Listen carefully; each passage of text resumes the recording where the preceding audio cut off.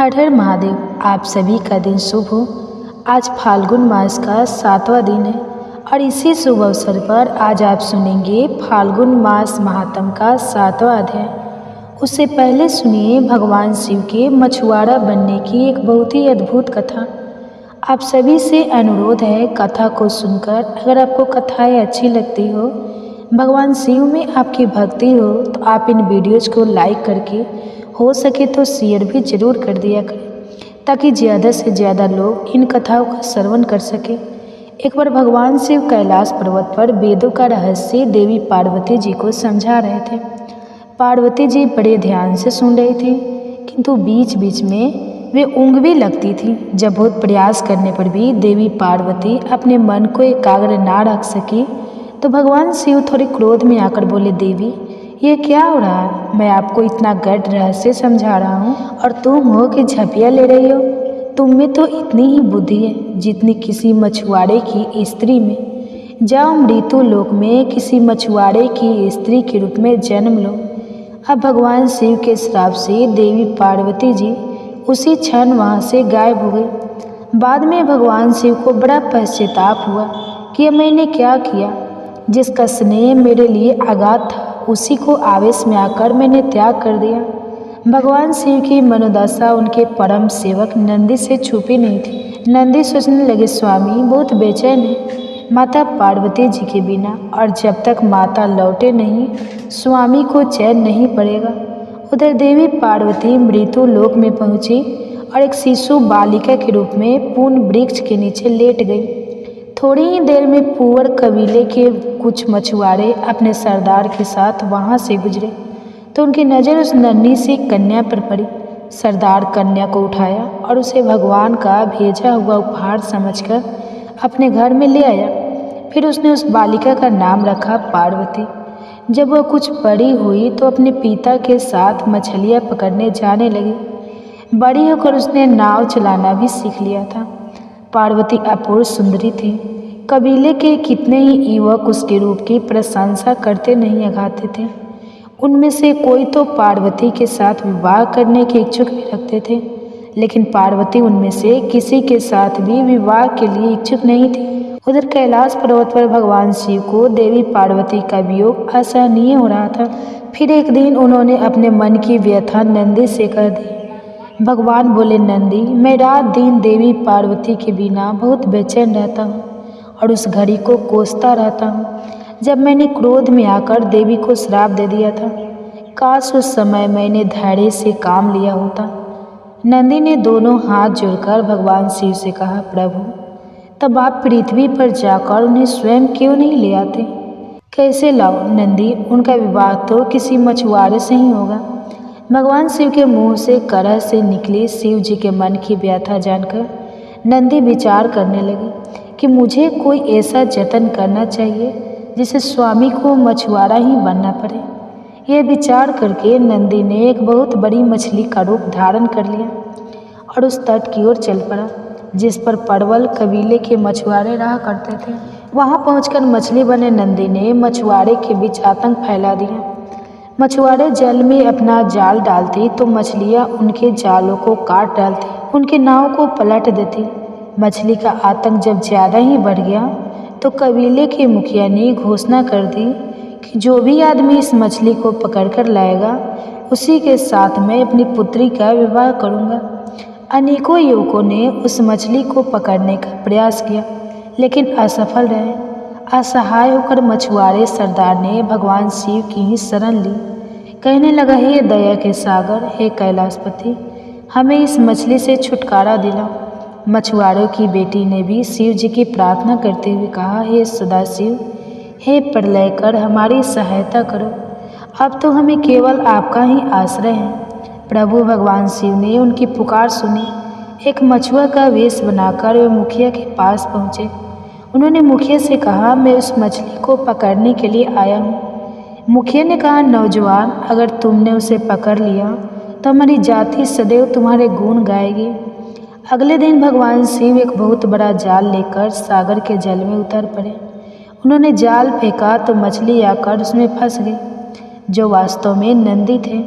मछली बने नंदी सोचने लगे, मेरा काम तो हो गया, अब स्वामी और माता का मिलन हो जाएगा। इधर भगवान शिव उस मछली को पकड़कर किनारे लाए। मछुआरे उनकी जय जयकार करने लगे। मछुआरे का सरदार बोला कि तुमने हमें उबार लिया।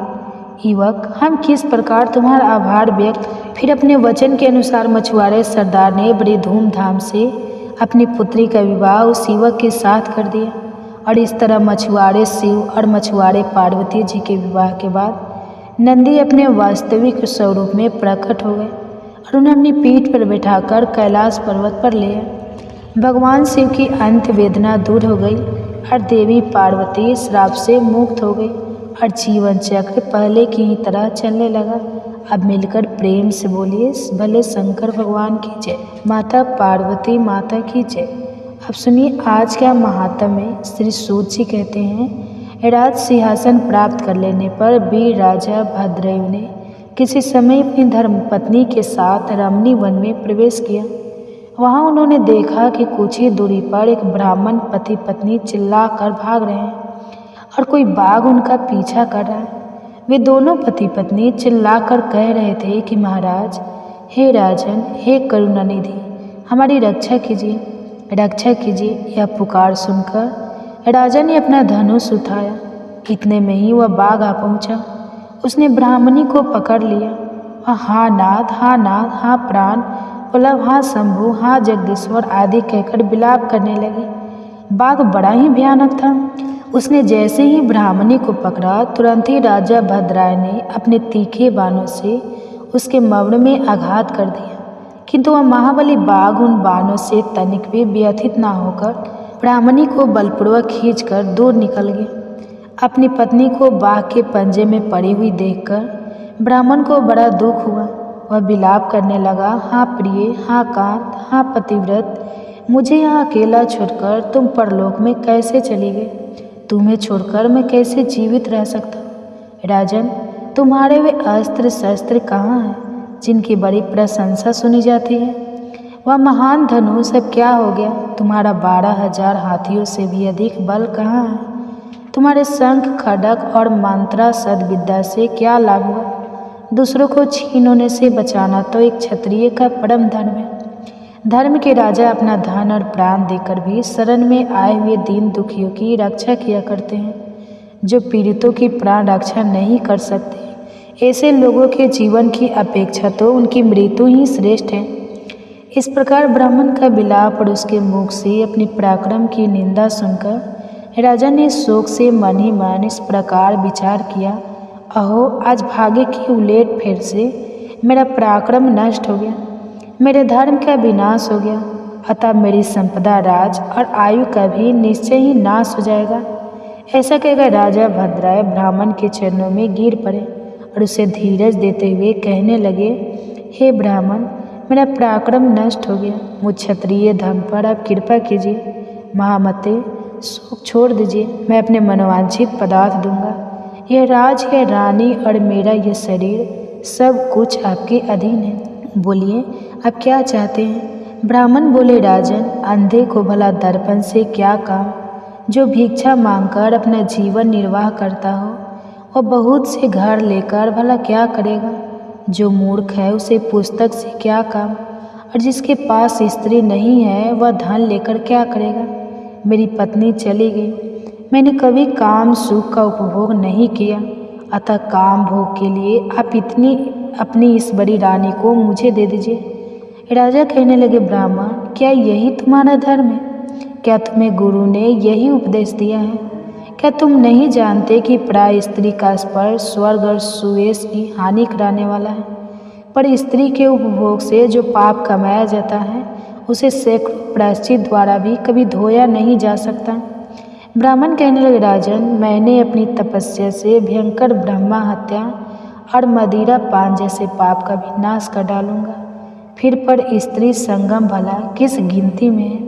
इसलिए आप अपनी इस पत्नी को मुझे अवश्य दे दीजिए, नहीं तो आपको निश्चय ही नरक में जाना होगा। ब्राह्मण की इस बात पर राजा ने मन ही मन विचार किया कि ब्राह्मण के प्राणों की रक्षा न करने से महापाप होगा, अतः इसे बचने के लिए अपनी पत्नी को दे डालना ही सर्वश्रेष्ठ है। इस श्रेष्ठ ब्राह्मण को अपनी पत्नी देकर मैं पाप से मुक्त होकर शीघ्र अग्नि में प्रवेश कर जाऊंगा। मन ही मन ऐसा निश्चय करके राजा ने आग जलाई और ब्राह्मण को बुलाकर उसके प्रति अपनी पत्नी को दे दिया। इसके बाद स्नान करके पवित्र होकर देवताओं को प्रणाम करके उन्होंने अग्नि की 2 बार परिक्रमा की और एकाग्रचित होकर भगवान शिव का ध्यान किया। इस प्रकार राजा को आग में गिरने के लिए तत्पर देखकर जगतपति भगवान विश्वनाथ सहसा वहाँ प्रकट हो गए। उनके 5 मुख थे, मस्तक पर चंद्रकला आभूषण का काम दे रही थी। कुछ कुछ पीले रंग की जटा लटकी हुई थी। वे कोटि कोटि सूर्य के समान तेजस्वी थे। पूर्व समय में सीध नामक एक धर्मात्मा मुनि ने अपने पितरों के आदेश से मृत्युहीन और आयुष पुत्र की कामना से भगवान शिव की कठोर तपस्या की। शीघ्र प्रसन्न हो जाने वाले भगवान महादेव उनके तप से प्रसन्न हुए और साक्षात प्रकट होकर उनसे वर मांगने के लिए कहा। भगवान ने कहा, ऋषिवर, मैं तुम्हारी तपस्या से प्रसन्न हूँ, वर मांगो। तब शीलादित्य वर दीजिए कि मुझे आपके समान ही मृत्युहीन अयोनिज पुत्र प्राप्त हो। तब भगवान शिव ने कहा, हे तपोधन विप्र, हालांकि मैं जगत का पिता तो भी मैं तुम्हारी तपस्या से प्रसन्न होकर कहता हूँ कि मैं तुम्हारे अयोनिज पुत्र के रूप में अवतार लूँगा और उस अवतार में मेरा नाम नंदी होगा। ऐसा कहकर भगवान शिव अंतर्ध्यान हो गए। कुछ समय बाद यज्ञ बताओ में श्रेष्ठ शिलादेश बिंदु यानी पसीने की बूंद से एक पुत्र उत्पन्न हुआ। वह बालक सूर्य के समान प्रभावशाली, त्रिनेत्र, जटा, मुकुटधारी, त्रिशूल आदि से युक्त तथा चतुर्भुज रुद्र के रूप में मुझे दिखाई दिया। उसे देखते ही वह बालक 5 वर्ष की आयु तक सभी वेदों और शास्त्रों का ज्ञाता हो गया। 7वां वर्ष पूरा हुआ तो वहाँ 2 मुनि मिलने आए। उनमें से एक का नाम था मित्र, दूसरे का नाम था वरुण। उन्होंने मुनि शिला को बताया कि आपके पुत्र की आयु मात्र 1 वर्ष शेष है। अब तो यह बात जानकर शिला आदित्य हो उठे। नंदी ने अपने पिता को ढाढ़स बताया। उन्होंने आत्मविश्वास के साथ अपने पिता से कहा, पिताश्री, आप चिंतित मत होइए, यमराज मेरा कुछ नहीं बिगाड़ पाएगा। शिव तो कालों के भी काल है। मैं भगवान शिव की आराधना करूँगा और उसके प्रभाव से मृत्यु पर विजय प्राप्त करूँगा। ऐसा कहकर नंदी वन को चले गए और भगवान शिव की प्रसन्नता के लिए कठिन तपस्या प्रारंभ कर दी। उन्होंने 3 नेत्र, 10 भुजा और 5 मुख वाले भगवान सदा शिव का ध्यान लगाया और रुद्र मंत्र का जाप किया। उनकी तपस्या से प्रसन्न होकर भगवान शिव और माँ पार्वती प्रकट हुई। उन्होंने नंदी से कहा, शीलदा नंदन, तुमने बड़ा ही उत्तम तप किया है। मैं तुम्हारी इस तपस्या से परम संतुष्ट हूँ। तुम्हारे मन में जो भी अभीष्ट हो मांग लो। तब नंदी भाव विभोर होकर उनके चरणों में लौट गए। तब भगवान शिव ने उन्हें उठाया और बोले, वस्त, उन दोनों विप्र को मैंने ही भेजा था। तुम्हें भला मृत्यु का भय कहाँ? तुम तो मेरे ही समान हो। तुम अजर, अमर रहित और अक्षय होकर मेरे गणनायक बनोगे। तुम में मेरे ही समान बल होगा। तुम सदा मेरे पार्श्व भाग में स्थित रहोगे। मेरी कृपा से जन्म, जरा और मृत्यु जैसे विकार तुम्हारे शरीर का स्पर्श भी नहीं कर पाएंगे। ऐसा कहकर दयालु भगवान शिव ने अपने गले की कमल माला उतारकर नंदी के गले में डाल दी। उस माला के पड़ते ही नंदी 3 नेत्रों और 10 भुजाओं वाले हो गए। फिर भगवान शिव ने अपने गण अध्यक्ष के पद पर उनका अभिषेक किया। साथ ही वरदान दिया कि जब भी भगवान शंकर की कोई भी प्रतिमा स्थापित की जाएगी तो उसके सम्मुख नंदी का होना अनिवार्य होगा, वरना वह प्रतिमा अधूरी मानी जाएगी। अब ध्यान देंगे तो पाएंगे कि भगवान शंकर के मंदिर में शिव प्रतिमा के सम्मुख बैठे नंदी महाराज की दोनों आँखें निरंतर भगवान शिव की प्रतिमा पर ही लगी रहती हैं। कहा जाता है कि नंदी के नयनों में भगवान शिव बसते हैं। वही नंदी के दोनों सींगों वाल विवेक से करना आवश्यक है। नंदी महाराज के गले में बंधी हुई घंटी यह प्रतीक है कि निरंतर मनुष्य को भगवान का ध्यान करना चाहिए। यह तो सभी जानते हैं कि नंदी महाराज के बिना भगवान शिव का मंदिर कभी नहीं बनता, लेकिन हमारे देश में एक ऐसा भी मंदिर है जहाँ नंदी महाराज के बगैर भगवान शिव का मंदिर बना हुआ है। भारत के नासिक में गोदावरी तट पर बना हुआ है कपालेश्वर महादेव मंदिर। इस मंदिर में भगवान शिव की प्रतिमा तो है, लेकिन नंदी यहाँ पर उपस्थित नहीं है। और इसके पीछे एक पौराणिक कथा प्रचलित है, जिसके अनुसार एक बार भगवान शिव ने ब्रह्मा जी के एक मुख को काट दिया था, क्योंकि ब्रह्मा जी के 5 मुख थे, जिनमें 4 मुख तो वेदों के पाठ किया करते थे, लेकिन एक मुख हमेशा उन्हीं वेदों की बुराइयां किया करता था। यही वजह है कि भगवान शिव ने ब्रह्मा जी के उस मुख को काट दिया था।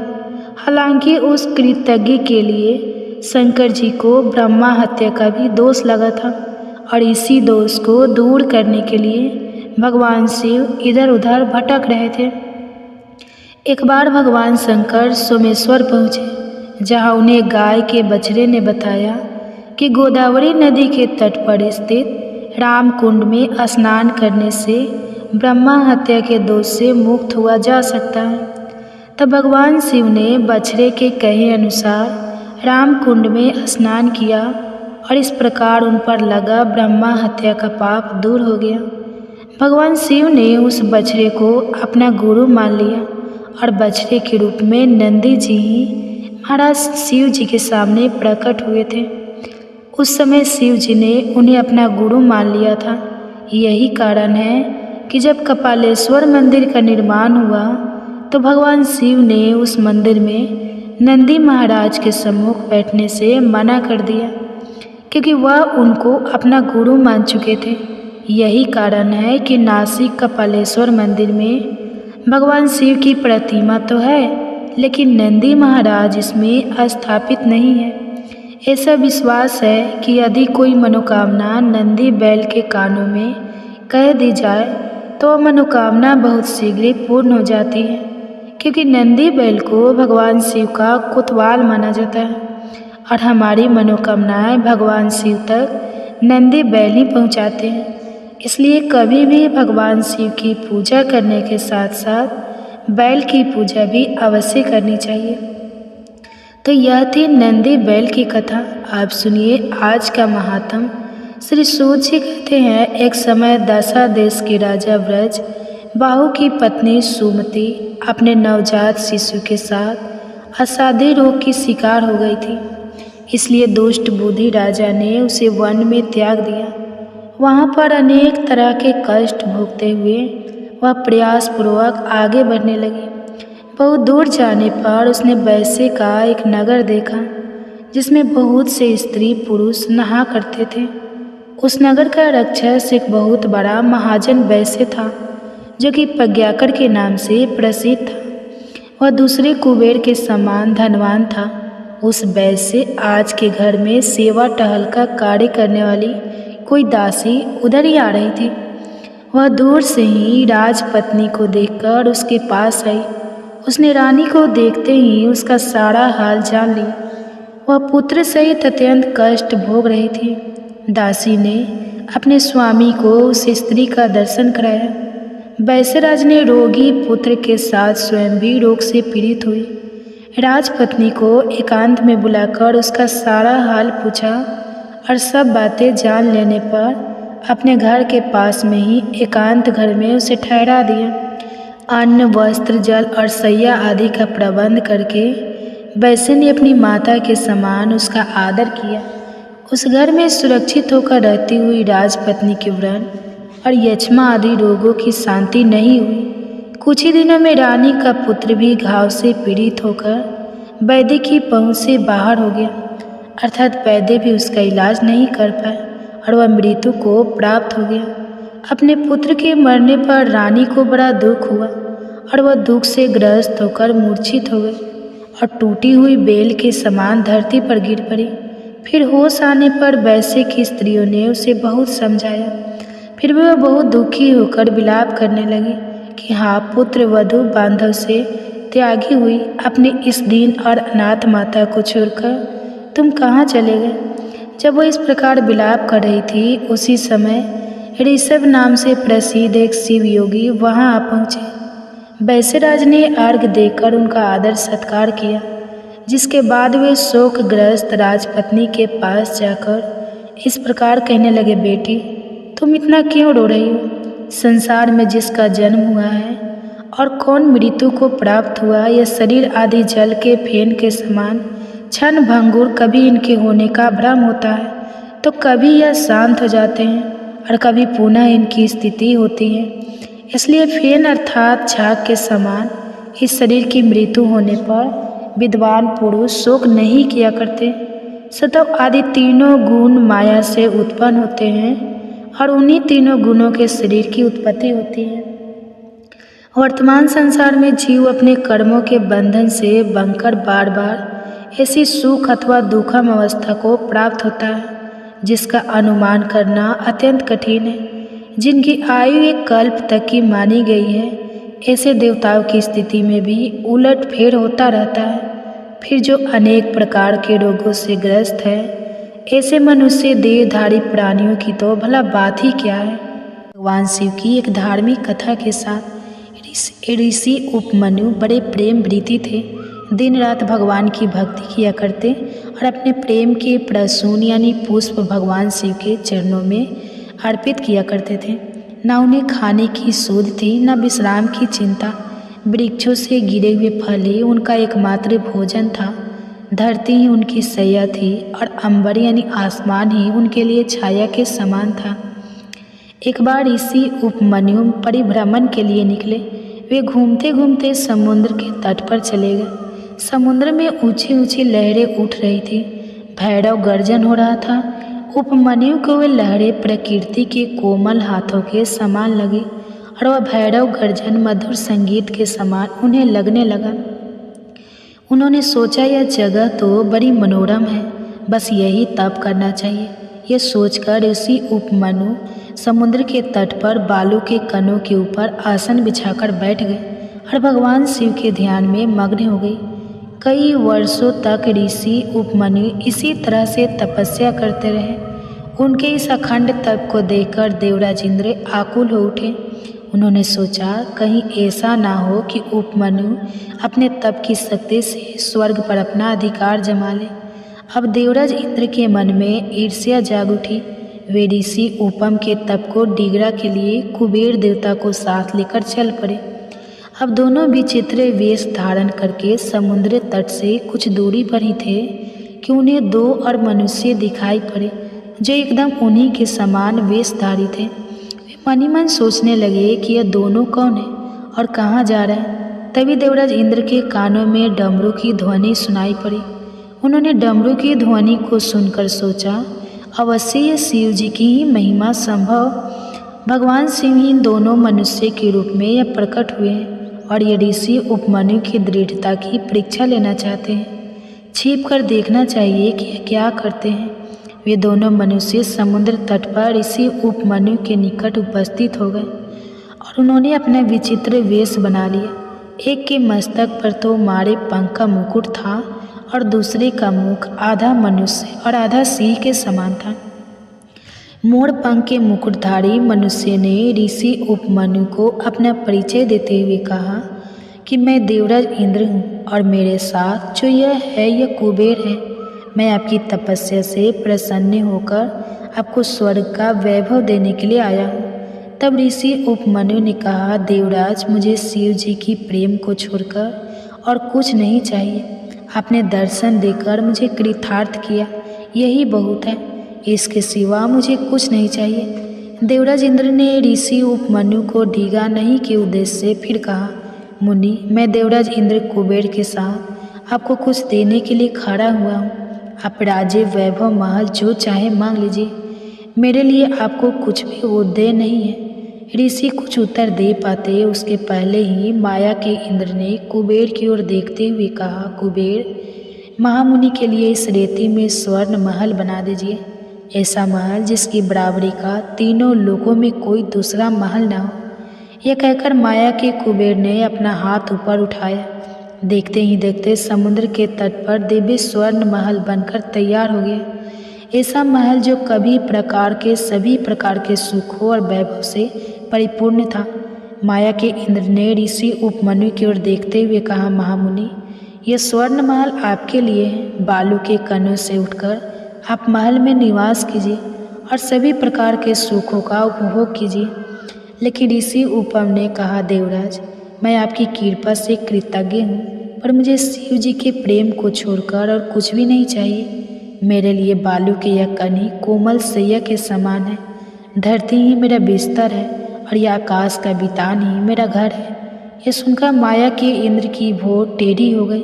उन्होंने सोचा, मेरे दिए हुए इस वैभव को यह ऋषि नकार कैसे सकता है। तो क्रोध भरे स्वर में कहने लगे, महामुनि, आप मेरा अपमान कर रहे हो। मैं स्वर्ग का अधिपति हूँ और आपके शिव है शमशानवासी।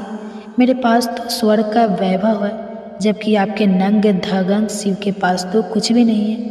आप मेरे दिए हुए वैभव को स्वीकार करें, नहीं तो मैं व्रज के आपका मस्तक काट कर फेंक दूंगा। ऐसा कहकर मायावी इंद्र ने अपने हाथ ऊपर उठाए और चमचमाता हुआ एक व्रज उनके हाथ में आ गया। लेकिन ऋषि उपमन्यु बिल्कुल भी विचलित नहीं हुए, भयभीत नहीं हुए और दृढ़तापूर्वक बोले, देवराज, मैं सब कुछ सुन सकता हूँ, पर अपने आराध्य देव की निंदा मैं नहीं सुन सकता। आपको अपने व्रज का अभिमान है तो मुझे भी शिव जी के प्रेम का बल है। मैं अभी प्रेम की शक्ति से आपके व्रज को खंड खंड किए देता हूँ। ऐसा कहकर ऋषि ने कमंडल का जल हाथ में लिया और वे भगवान शिव के ध्यान में डूबकर हाथ का जल व्रज पर फेंकना ही चाहते थे कि भगवान शिव अपने वास्तविक रूप में वहाँ प्रकट हो गए और उन्होंने कहा, बस कीजिए महामुनि, बस कीजिए, मैं तो आपके प्रेम पर मुक्त हो गया हूँ। आपने अपने प्रेम से मुझे जीत लिया है। अब आप मेरे साथ मेरे गण के रूप में रहिए। ऋषि उपमन्यु प्रेम से गदगद होकर भगवान शिव के चरणों में लौट गए। फिर भगवान शिव ने उन्हें उठाकर अपने हृदय से लगा लिया। देवराज इंद्र और कुबेर देव, जो अभी तक छुपे हुए थे, प्रकट हो गए और सम्मिलित में भगवान शिव की जय जयकारा करने लगे। सभी मिलकर प्रेम से बोलिए, भोले शंकर भगवान की जय। अब सुनिए फाल्गुन मास महात्म के 5वें दिन का अध्याय। श्री सूत जी कहते हैं, हे ऋषियों, जो नित्य आनंदमय शांत निर्विकल्प निरामय अनादि अनंत शिव तत्व को जानते हैं, वे परम पद को प्राप्त होते हैं। जो धीर पुरुष काम भागों से विरक्त होकर भगवान शंकर में हेतु रहित परास भक्ति करते हैं, उनका मोक्ष हो जाता है और वे फिर संसार बंधन में कभी नहीं पड़ते। जो मायामय संसार में चिरकाल तक सुखपूर्वक विहार करके अंत समय पर मोक्ष चाहते हैं, उनके लिए यह धर्म बताया गया है कि संसार में भगवान शिव की पूजा सदा ही स्वर्ग और मोक्ष का कारण है। यदि प्रदोष आदि के गुणों से युक्त सोमवार के दिन यह पूजा की जाए तो उसका विशेष महात्म्य है। जो केवल सोमवार को भी भगवान शंकर की पूजा करते हैं, उनके लिए इस लोक और परलोक में कोई भी वस्तु दुर्लभ नहीं है। सोमवार को उपवास करके पवित्र होकर इंद्रियों को वश में रखते हुए वैदिक अथवा लौकिक मंत्रों से विधि पूर्वक भगवान शिव की पूजा करनी चाहिए। ब्रह्मचारी, गृहस्थ, कन्या, सुहागिन स्त्री अथवा विधवा कोई भी क्यों न हो, भगवान शिव की पूजा करके मनोवांछित वर पाता है। इस विषय में हे ऋषियों, अब मैं एक कथा कहूँगा जिसको सुनकर मनुष्य मोक्ष प्राप्त करते हैं और उनके मन में भगवान शिव की भक्ति जागृत हो जाती है।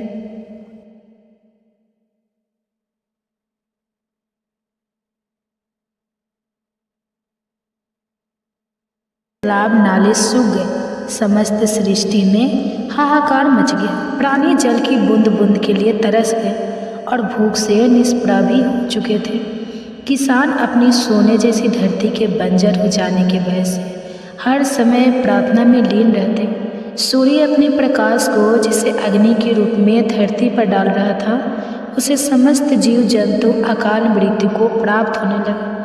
फिर भयंकर गर्मी में एक किसान ने अचानक अपने खेतों में हल जोतना शुरू कर दिया। संयोगवश भगवान शिव और देवी पार्वती जी भ्रमण करते हुए वहीं आ पहुँचे।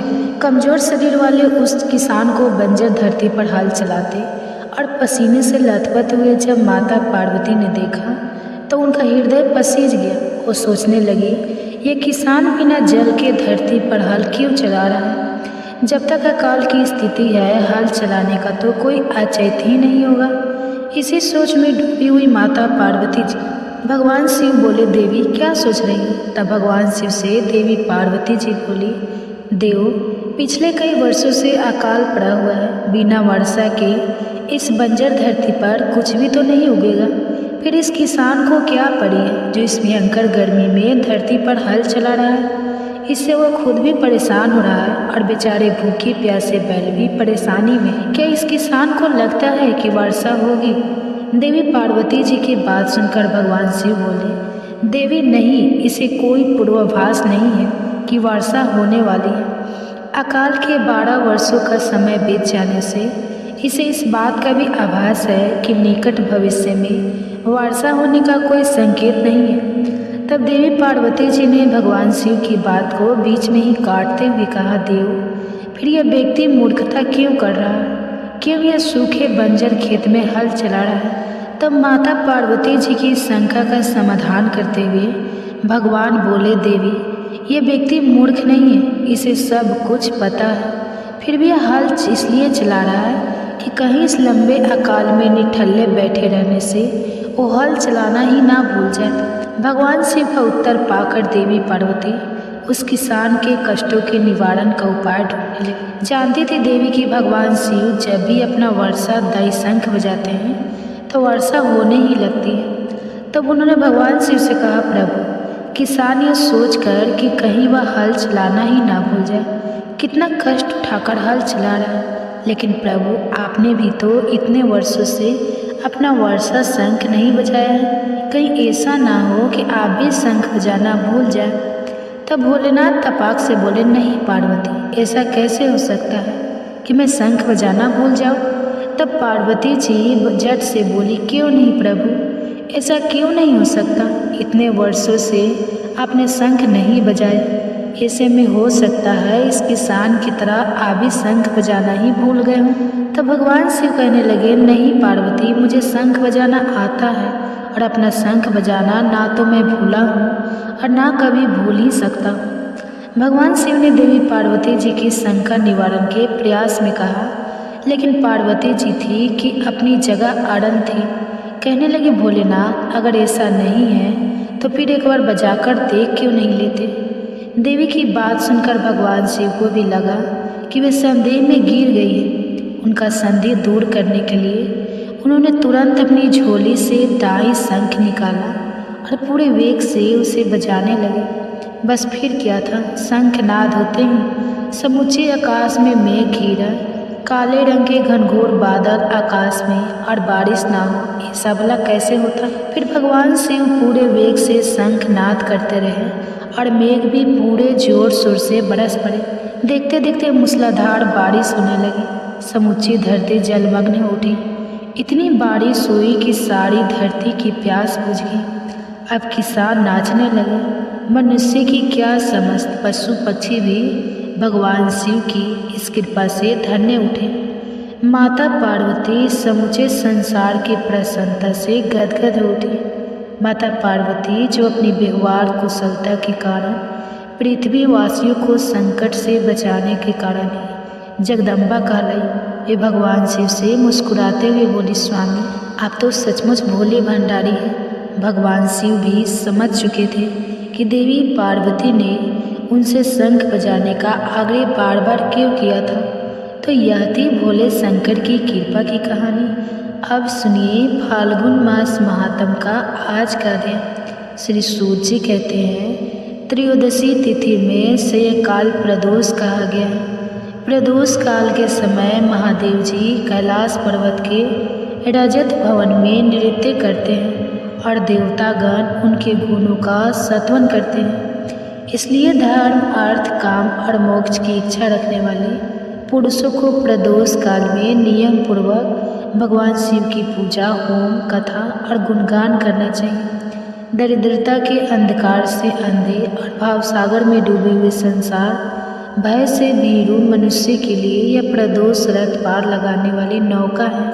भगवान शिव की पूजा करने से मनुष्य दरिद्रता, मृत्यु, दुख और पर्वत के समान भारी ऋण भार को जल्दी ही दूर करके वे से पूजित हो जाता है। एक बार देवराज इंद्र सहित देवताओं ने भगवान शिव की परीक्षा लेनी चाहिए। तब वो देवों के गुरु बृहस्पति के साथ कैलाश पर्वत पर जा पहुँचे। भगवान शिव ने अपनी आत्मिक शक्ति के बल पर जान लिया कि लोग मेरी परीक्षा लेने आ रहे हैं, इसलिए उन्होंने एक अवधूत का वेश धारण कर लिया और उनके मार्ग में आ खड़े हुए। देवराज इंद्र इस बात से अनभिज्ञ थे।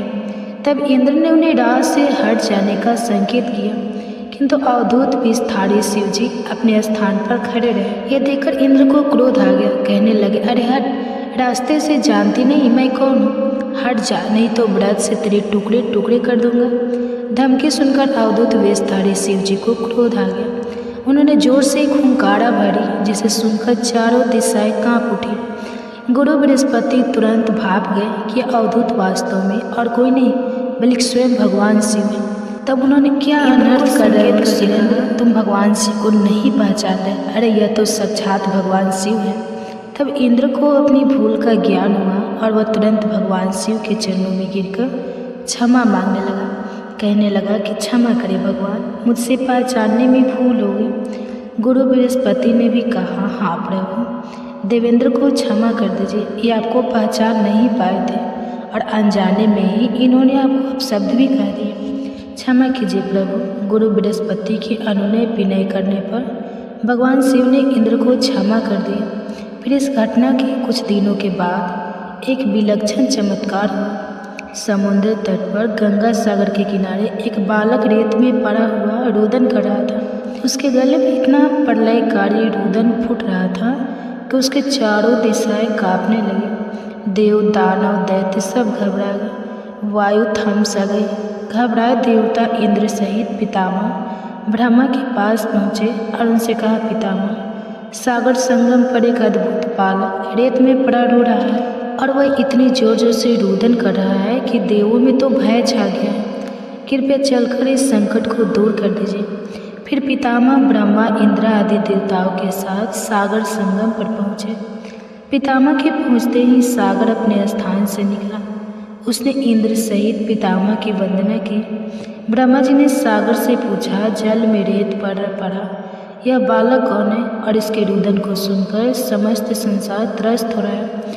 तब सागर ने कहा, मैं नहीं जानता भगवान, एक दिन एक विलक्षण तेज लहरों में आ गया था, उसी से इस बालक की उत्पत्ति हुई है। ऐसा कहकर सागर ने बालक को गोद में उठाया और ब्रह्मा जी की गोद में दे दिया। ब्रह्मा जी की गोद में आते ही बालक ने रोना बंद कर दिया और कुछ ही देर में अचानक बालक की बाहें आगे बढ़ी। उसकी दोनों बाहों ने ब्रह्मा जी का गला पकड़ लिया। यह देखकर अन्य सभी देवता स्तंभित हो उठे। ब्रह्मा जी ने अपना गला छुड़ाने का प्रयास किया, किंतु बालक के हाथों की पकड़ और मजबूत हो गई। फिर अचानक बालक ने उनका गला छोड़ दिया और मुस्कुराने लगा। तब ब्रह्मा जी अपना गला सुलाते हुए बोले, अरे इस बालक का नाम क्या है? सागर से तो अभी से बड़ा बलशाली है। तब सागर ने कहा, इसका अभी नामकरण नहीं हुआ है पितामह, आप ही इसका कोई नाम रख दीजिए। तब ब्रह्मा जी बोले, मैं इसका नाम जलंधर रखता हूँ और आज से यह तुम्हारा ही पुत्र कहा जाएगा। बालक का नामकरण करके सागर के हाथों में सौंपकर पितामह सहित सभी देवता अपने अपने धाम लौट गए। अब बालक कुछ बड़ा हुआ तो पितामह की आज्ञा से आचार्य शुक्र ने उसे शिक्षा देनी आरंभ कर दी। देखते ही देखते वह बालक युवक बन गया। गुरु शुक्राचार्य ने उसे दैत्यों का सम्राट बना दिया और कालनेमी नामक एक असुर की वृंदा नामक कन्या से उसका विवाह भी करा दिया। जलंधर महाबलवान सिद्ध हुआ। देखते ही देखते उसने समस्त सागर के द्वीपों पर अपना शासन स्थापित कर लिया। उसकी पत्नी वृंदा ने हर मामले में उसके साथ भरपूर सहयोग किया। वृंदा एक सती स्त्री थी। उसे ब्रह्मा जी का वरदान मिला हुआ था कि जब तक उसका सतीत्व कायम रहेगा, सूर, असुर, देव, दानव कोई भी उसके पति का बाल बाका नहीं कर पाएगा। फिर एक दिन आचार्य शुक्राचार्य जलंधर की राज्यसभा में पधारे। जलंधर ने आचार्य की चरण वंदना की और उन्हें ऊंचे आसन पर बिठाकर पूछा, आचार्य, हमारे यहाँ एक राहु नामक वीर है, मैं जानना चाहता हूँ कि उसका सिर कटा हुआ क्यों है। तब गुरु शुक्राचार्य ने कहा, दैत्यराज, राहु का सिर भगवान विष्णु ने अपने सुदर्शन चक्र से काट दिया था। जलंधर बोला, मगर क्यों? आचार्य राहु ने ऐसा क्या अपराध कर दिया था? उत्तर में शुक्राचार्य ने उसे सागर मंथन की समस्त कथा सुनाकर कहा कि उसका अपराध यह था कि उसने देवताओं की पंक्ति में बैठकर धोखे से अमृत पान कर लिया था। तब जलंधर बोला, तो इसमें क्या अपराध हो गया? आचार्य, आखिर अमृत निकला भी तो दैत्य और देवताओं के सम्मिलित प्रयास से ही था। फिर अकेले ही देवता ही उस अमृत को भी पान जाने का अधिकारी भला कैसे हो? आचार्य बोले, इसमें भी विष्णु की छल नीति थी। समुद्र से निकलते समस्त रत्न देवराज इंद्र ने ले लिए थे। अब तो यह बात सुनकर जलंधर क्रोधित होकर बोला, मैं ऐसा हरगिज नहीं होने दूंगा। मेरे पिता के रत्नों का अधिकारी इंद्र नहीं, मैं स्वयं हूँ। अब तो देवताओं को सागर के रत्न लौटाने ही पड़े। उसके बाद गुरु शुक्राचार्य तो वापस अपने स्थान पर चले गए और जलंधर ने घासमटर दैत्य को बुलाकर इंद्रपुरी रवाना कर दिया ताकि वह इंद्र को यह संदेश दिया कि समुद्र मंथन से प्राप्ति सारे रत्नों को उसे सौंप दे। अब घासमटर जलंधर का एक संदेश लेकर उपस्थित हुआ। दैत्यराज ने कहा कि सागर मंथन के दौरान उसके पिता के जो भी रत्न आपने हथियार लिए थे उन्हें तुरंत लौटा दें। सुनकर देवराज ने कहा, रत्न कैसा? रत्न दैत्यराज से कहना, वह रत्न तो देवों के परिश्रम के फल थे। सेवक बोला, लेकिन परिश्रम तो देव और दानव दोनों ने ही किया था। फिर रत्न भला अकेले देवों के कैसे हो गए? सीधी तरह रत्नों को लौटा दो, वरना इसका परिणाम बड़ा भयंकर होगा। यह सुनकर इंद्र क्रोधित होकर कहने लगे, तुम्हारा इतना साहस, मेरी पूरी में ही मुझे धमकाते हो? ठहरो पापी, मैं अभी तुम्हें इसका मजा चखाता हूँ। ऐसा कहकर इंद्र ने अपना ब्रज निकाल लिया, लेकिन तभी आचार्य बृहस्पति ने उन्हें रोक दिया। फिर इंद्र को समझाते हुए बोले, क्रोध में बताओ सुराज, यह दूत है और दूत अवध होता है, इसे जानो दो। इसके बाद सुनकर जलंधर तुम्हारे क्रोध के आग बबूला हो उठे। उसने तुरंत चारों दिशाओं में स्थित दैत्यों के पास संदेश भिजवा दिया कि वे तुरंत इंद्रपुरी पर आक्रमण कर दें। साथ ही साथ अपने सेनापतियों शुभ निशुम्भ के साथ इंद्रलोक पर चढ़ाई भी कर दी और वहां पहुंचकर दैत्य सेना ने देवताओं का विध्वंस करना आरंभ कर दिया।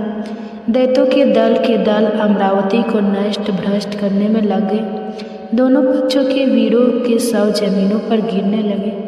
आचार्य बृहस्पति देवों की ओर से और शुक्राचार्य दैत्यों की ओर से घायल और मृत वीरों का उपचार करने लगे और वे पुनः जीवित होकर युद्ध करने लगते। चलता रहा, लेकिन किसी भी पक्ष को विजय नहीं मिल पा रही थी। इस पर जलंधर क्रोधित होकर गुरु शुक्राचार्य के पास पहुंचकर बोला, गुरुदेव, संजीवनी विद्या तो सिर्फ आप ही जानते हैं, फिर भला यह देवता मरकर जीवित कैसे हो रहे हैं? तब गुरु शुक्राचार्य बोले, दैत्यराज, संजीवनी बूटी का उपयोग करना आचार्य बृहस्पति भी जानते हैं। उन्होंने कई देवता इसी कार्य पर लगा रखे हैं कि द्रोणागिरी से संजीवनी बूटी लाते रहे। अगर किसी तरह देवताओं द्वारा द्रोणागिरी से बूटी लाना रोक दिया जाए तो आचार्य बृहस्पति देव को पुनः जीवित नहीं कर पाएंगे। तब जलंधर बोला, लेकिन हमें इस तरह से तो अपनी सेना का एक बड़ा हिस्सा द्रोणागिरी पर्वत की ओर ले जा पड़ेगा और फिर यहाँ तो भयंकर गति से युद्ध चल रहा है। ऐसा करना तो बड़ा मुश्किल भरा होगा। तब गुरु शुक्राचार्य कहने लगे, तो फिर क्यों ना द्रोणगिरी पर्वत को ही सागर में डुबो दिया जाए, फिर ना रहेगा बांस ना बाजेगी बांसुरी। शुक्राचार्य की बात सुनकर जलंधर अमरावती छोड़कर अब द्रोणगिरी पर्वत पर जा पहुंचा और अपने मंत्र विद बाणों से उसे समुद्र में डुबो दिया। इससे देवताओं को संजीवनी बूटी मिलनी बंद होने लगी। अब देवताओं में घबराहट फैल गई। देवराज इंद्र घबराते हुए आचार्य बृहस्पति के पास पहुंचे और बोले, हमारे वीर तो बड़ी संख्या में हताहत हो रहे हैं। आचार्य, अब क्या होगा? इस तरह तो समस्त देवताओं का ही विनाश हो जाएगा। तब गुरु बृहस्पति बोले, मेरी सलाह मानो देवेंद्र, ये युद्ध तुरंत बंद कर दो और अपनी सेना सहित भागकर जान बचा लो। जलंधर भगवान शिव के तेज से पैदा हुआ है और इसमें भगवान शिव की तरह अपार बल है। तुम अपनी जान बचा लो, बाद में कोई ना कोई उपाय जलंधर को मारने का तो निकल ही आए। अब आचार्य बृहस्पति की सलाह मानकर देवराज इंद्र सहित देवता युद्ध छोड़कर भाग निकले और फिर मेरु पर्वत की कंदरा में जा छुपे। शुभ निशुम्भ सहित दैत्यों की सेना ने उनका पीछा किया, किंतु देवता पहाड़ की गुफाओं में पहुंचकर अदृश्य हो गए। थक हारकर दैत्यों की सेना वापस लौट पड़ी। इंद्र इधर जलंधर ने सारी अमरावती को लूट लिया। और स्वयं इंद्र के सिंहासन पर बैठ गए। इंद्र मेरु पर्वत की कंदरा से निकले और अपने साथियों के साथ भगवान विष्णु के पास पहुँचे। उन्होंने भगवान विष्णु से प्रार्थना की, रक्षा कीजिए प्रभु। इसके बाद क्या हुआ यह आप जानेंगे कल के अध्याय में। अब आप सुनिए भगवान शंकर की कथा। फाल्गुन मास को हम आम बोलचाल की भाषा में फागुन का महीना भी कहते हैं और हर बार की तरह आज से आपको हमारे इस चैनल पर हर दिन नियम से फाल्गुन मास की धार्मिक कथाएं भी सुनाई जाएंगी। कथाओं का शुभारंभ करने से पहले जानते हैं फाल्गुन मास के महत्व के बारे में। किस देवी देवता का पूजन इस पवित्र मास में किया जाता है, कौन कौन से ऐसे प्रमुख व्रत त्यौहार है जो इस मास में आते हैं और इस मास में किन चीज़ों का सेवन करना चाहिए, किन चीज़ का दान करना चाहिए।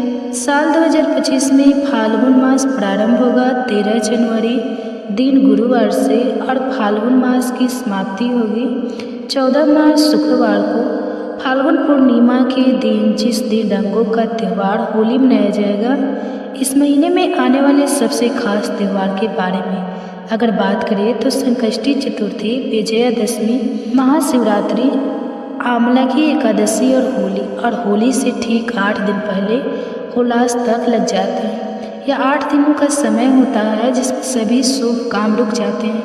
हिंदी पंचांग के अनुसार अंतिम महीना होता है फाल्गुन का और इस महीने से धीरे धीरे गर्मी के दिन शुरू होने लगते हैं, ठंड कम होने लगती है। फाल्गुन मास में वैसे तो ये सारे त्यौहार प्रमुख हैं, लेकिन इन सभी त्योहारों में से 2 त्यौहार सबसे बड़े होते हैं जो खूब धूमधाम से मनाए जाते हैं। एक तो महाशिवरात्रि और दूसरा होली।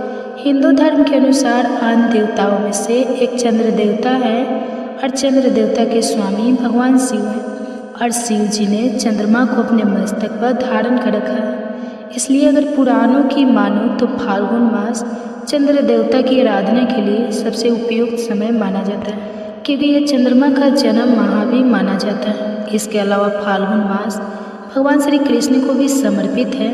इस मास में भगवान श्री कृष्ण के 3 स्वरूपों की पूजा बहुत ही लाभदायी मानी जाती है, जिसमें श्री कृष्ण के बाल कृष्ण रूप और युवा रूप के कृष्ण और गुरु कृष्ण की पूजा की जाती है। बाल कृष्ण रूप की पूजा संतान प्राप्ति के लिए, युवा स्वरूप कृष्ण का पूजन दाम्पत्य जीवन मधुर बनाने के लिए और गुरु रूप कृष्ण का पूजन मोक्ष और वैराग्य पाने के लिए सभी को करना चाहिए।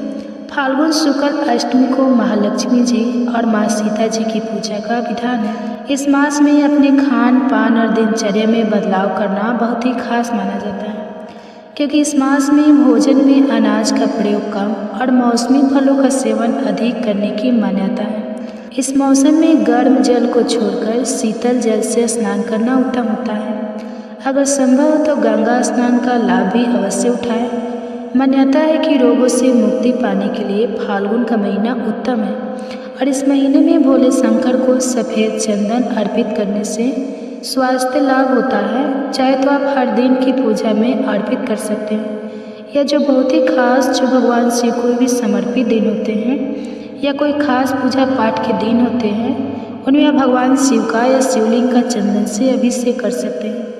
दूसरा, महालक्ष्मी जी की पूजा करने से आर्थिक तंगी से छुटकारा मिलता है और पूर्णिमा के दिन देवी देवताओं को अबीर गुलाल अर्पित करने से जीवन के सारे कष्ट दूर हो जाते हैं। फाल्गुन मास में दान का अधिक महत्व है और इस महीने में अपनी क्षमता के अनुसार गरीबों को दान और पितरों के निर्मित तर्पण भी जरूर करना चाहिए। फाल्गुन मास में शुद्ध घी, तेल, सरसों का तेल जिसमें खास तौर पर और मौसमी फल आदि का दान अत्यंत ही शुभ फल प्रदान करने वाला माना गया है। इस मास में ज़्यादा से ज़्यादा रंगीन वस्त्रों का आपको प्रयोग करना चाहिए। सुगंध का प्रयोग आप करें और भगवान कृष्ण की पूजा में अधिक से अधिक जितने हो सके रंग बिरंगे ताज़े फूलों का प्रयोग करें और ध्यान रखें हर बार की तरह मांस, मदिरा या नशे आदि के सेवन से परहेज करना चाहिए।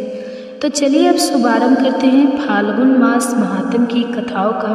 और कथा सुनकर आप वीडियो को लाइक करके कमेंट बॉक्स में हर हर महादेव तो जरूर लिख दीजिएगा, क्योंकि कथा सुनने के बाद आप इतने मुग्ध हो जाते हैं, मोहित हो जाते हैं कि आप वीडियो को लाइक करना या फिर कमेंट करना तो भूल ही जाते हैं। इसलिए आप हर दिन कथाएं सुनने के साथ साथ वीडियो को लाइक करके कमेंट भी जरूर कर दिया करें, क्योंकि कमेंट के माध्यम से मुझे यह भी पता चल जाता है कि आपको यह कथाएं कैसी लगती हैं। प्राचीन समय में नर्मदा नदी के तट पर नरम पंथी के परम भक्त और जितेंद्रिय थे।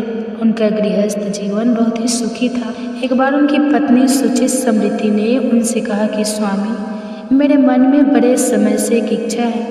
तब मुनीश्वर बोले, ऐसी क्या इच्छा है जो तुम्हें इतने समय तक अपने हृदय में दबा कर रखनी पड़े? निसंकोच होकर कहो। तब देवी सुसमृद्धि बोली कि हे देव, मैं आपसे भगवान महेश्वर जैसा एक तेजस्वी पुत्र चाहती हूँ। कृपा कर आप मेरी इस इच्छा को पूर्ण कीजिए। पत्नी की बात सुनकर विश्वान क्षण भर के लिए सतवत हो गए। वे सोचने लगे कि मेरी पत्नी ने यह कैसा दुर्लभ वर मांग लिया। ऐसा प्रतीत होता है कि भगवान पिनाकी रुद्र स्वयं उसके जीवा पर बैठकर बोल रहे हैं। ऐसा विचार करके उन्होंने अपनी पत्नी को अवशासन दिया और वे वाराणसी जा पहुँचे और कठिन तप द्वारा भगवान शंकर की बृहस्पति लिंग की उपासना करने लगे। तपस्या करते करते विश्वान मुनि को 12 मास बीत गए। 11वें मास में एक दिन स्नान करके जैसे ही वे बृहस्पति लिंग के निकट पहुँचे, उन्हें लिंग के मध्य में एक बालक दिखाई दिया जिसकी आयु 8 वर्ष थी। उसके मस्तक पर पीले रंग की जटा सुशोभित थी और मुख पर मधुर मुस्कान खिल रही थी। उसके सर्वांग भस्मीक थे और वह दिव्य बालक श्रुति सूतों का पाठ कर रहा था। उस अद्भुत बालक को देखकर विश्वानर मुनि रोमांचित हो उठे और अभिलाषा पूर्ण करने वाले 8 पग द्वारा भगवान शिव की स्तुति करने लगे। फिर उनकी स्तुति से प्रसन्न होकर बाल रूप भगवान शिव ने कहा, महामते, मैं तुम्हारी तपस्या से अति प्रसन्न हूँ। अब तुम अपने घर जाओ। समय आने पर मैं तुम्हारी पत्नी की इच्छा अवश्य पूर्ण करूँगा। मैं उसके गर्भ से पुत्र रूप में प्रकट होगा और उस अवतार में मेरा नाम गृहपटिस लौट गए। फिर समय आने पर समस्त अभिष्ट के विनाशक तथा दोनों लोगों के लिए सुखदायक भगवान रुद्र का सुत समृद्धि के गर्भ में से अवतार उस बालक का जात कर्म करने के लिए स्वयं ब्रह्मा मुनि विश्वान के घर उपस्थित हुए और उन्होंने उसका नाम रखा गृहपटिस। बालक को वेदों आदि की शिक्षा दी। जब वह बालक 9 वर्ष का हुआ तो एक दिन देवर्षि नारद उसके दर्शन हेतु विश्वनर मुनि के घर पधारे। मुनि विश्वास ने उनका हृदय से सत्कार कर यथोचित आसन आदि दिए। तब देवर्षि नारद ने कहा, हे मुनि, तुम्हारा यह पुत्र तो बहुत ही भाग्यशाली है, किंतु एक आशंका मुझे व्यतीत किए हुए है। तब विश्वनर ने चौंक कर पूछा, कैसी आशंका? महर्षि ने उत्तर दिया, मेरी आशंका यह है कि जब तुम्हारा यह पुत्र 12 वर्ष का होगा तो इस पर बिजली या फिर पानी का भय आएगा। यह बात सुनकर मुनि विश्वान और उनकी पत्नी गहन चिंता में डूबे। उन्हें इस प्रकार चिंताग्रस्त हुए देखकर गृह प्रवेश जाने की आज्ञा दी। तब मुनि ने आज्ञा दे दी। काशी पहुंचकर गृह प्रवेश किया तो इंद्र उनके समक्ष प्रकट हुए और बोले, विप्रवर, मैं तुम्हारे तप से प्रसन्न हूँ। आपकी इच्छा अनुसार वर मांग। तब गृह प्रवेश उपतनाथ के अतिरिक्त और किसी से वर पाने का इच्छुक नहीं हूँ। वैसे भी आप जल से अहिल्या का सतीत्व नष्ट करने वाले पर्वत शत्रु इंद्र ही तो है। बालक गृहपटिस कर देवराज इंद्र को क्रोध आ गया और उन्होंने अपने व्रत से उस बालक को डराया, जिससे गृहपटिस आ गई। तभी भगवान शिव ने प्रकट होकर कहा, उठो, बस जो मेरा भक्त है उस पर इंद्र तो क्या ये अम्बे दृष्टि नहीं डाल सकते। आज से मैं तुम्हें अग्निपद प्रदान करता हूँ। तुम्हारे द्वारा स्थापित यह लिंग काशी में अग्निश्वर के नाम से प्रसिद्ध होगा। ऐसा कहकर भगवान शिव वहीं अंतर्ध्यान हो गए और बालक गृहपटिस बालक की कथा सभी मिलकर प्रेम से बोलिए, भोले शंकर भगवान की जय। आप सुनिए फाल्गुन मास महात्म की आज का अध्याय। बहुत पुरानी बात है। गांव में भगवान शिव का एक मंदिर था। उसी मंदिर के बाहर एक पेड़ था जिस पर एक नन्ही चिड़िया रहा करती थी। चिड़िया के 3 छोटे छोटे बच्चे भी थे और वह चिड़िया गांव के घरों से दाना चुग कर लाती, खुद भी खाती और अपने नन्हे मुन्ने बच्चों का पेट भी भरा